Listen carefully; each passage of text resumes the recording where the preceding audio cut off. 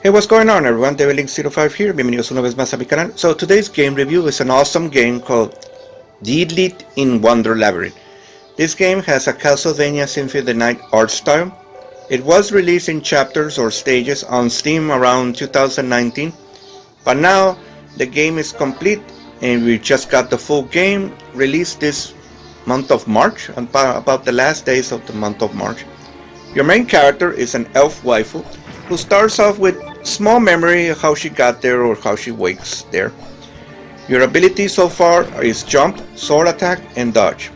As you defeat enemies, you will get experience to increase your level. Also, some may drop some money or weapons who may have a higher attack, so you better equip them to make fast use of the enemies. Now, on top of the screen is your life bar, your magic bar, the spirit you have to cast a spell, also your current sword and bow equipped, the current level you are, the middle circle where the blue and red, their number can go to level 3 only. As you use fire or wind, this will increase that level, and when you're down on your luck, let's say low on HP or magic, this will drain and refilling a little bit your magic and HP bar. And last is the current gold you have found. Now, the two best and unique elements this game has to offer. Number one, along the way you will discover you can control wind and fire and switch elements as you wish. Each element will protect you and give you 0 damage from the enemy that's using fire. If you have the fire spirit, you will take no damage. If you have the wind spirit, you will take no wind damage. Sometimes there are a few lines of elements. In order to pass, you need to change element. You will know this by the color of your familiar changing to red or gray. It also serves to do more damage to some enemies. If you have wind equipped and you're not doing much damage, try to switch into fire to do more damage. This is calculating sometimes the weakness of an enemy.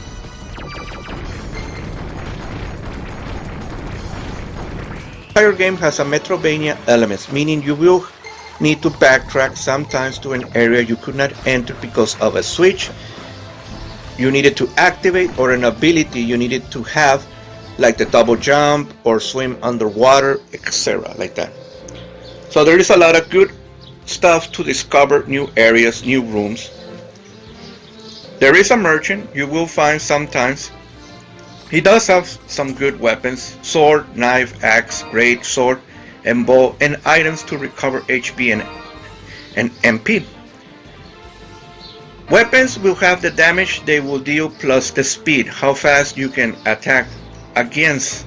As a tip, always go for a weapon that has 3 speed and up, because having a great sword that deals massive damage but makes your waifu slow is no good for boss battles.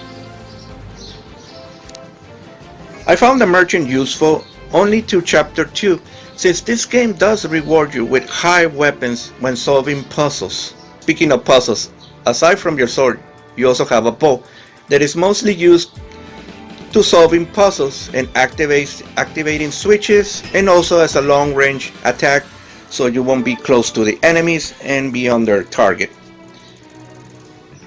These only cost MP to use the arrows, so take that in mind. If you're using too much the arrow, you're gonna drain all your magic to cast spells. Also remember to check fake walls for HP and MP upgrades. There are not that many, but there's still. Also sometimes you might find some hidden weapons. Now over to spells, there are a few that mostly cost 15 MP and up. It can be light, water, earth, wind, and fire, and some have long range, others mid range. It all depends on the magic you're casting. And some enemies, it may do a little bit more damage than others. As for bosses, they are normal. Well, for me, you don't need to heal with them if you memorize their attack pattern. What attack is gonna come after the first, then the second, then the third, and then back again to one. To avoid them, remember to switch elements to avoid getting damage. But at the same time, it may also reduce to 0 attack to give to the boss since you're using the same element. Let's say like with a dragon. If I'm using fire and that thing is also fire, I will not take any damage, but at the same time, I won't be able to give him damage because he's the same element as mine. I have to switch to wind to deal damage to the fire dragon. Take that in mind. The last boss will be a challenge, and there's also another boss rush mode that will activate before entering the final boss. You will have to fight around 8 bosses that you currently already defeated, but they are pretty somewhat easy sometimes, I think. Except the final boss is not that easy. Music is pretty good here to listen. It does have its moments, just want to listen to the soundtrack. They really did a good job here with the music. There are multiple save points and warp areas to save time from just walking. There are a lot of enemies, each one with its own element weakness, and will sometimes drop very good loot for you to equip or to sell. Overall, guys, the final score is... Congratulations! I would highly recommend this game for any die-hard fan of Metroidvania and Castlevania series. This game has a lot of content, good weapons, a lot of magic spells, good boss battles, good soundtrack, a lot of exploration, and good story. Overall, this is Deedlit05 signing out. Hope to see you guys in the next game review. Take care. Till next time.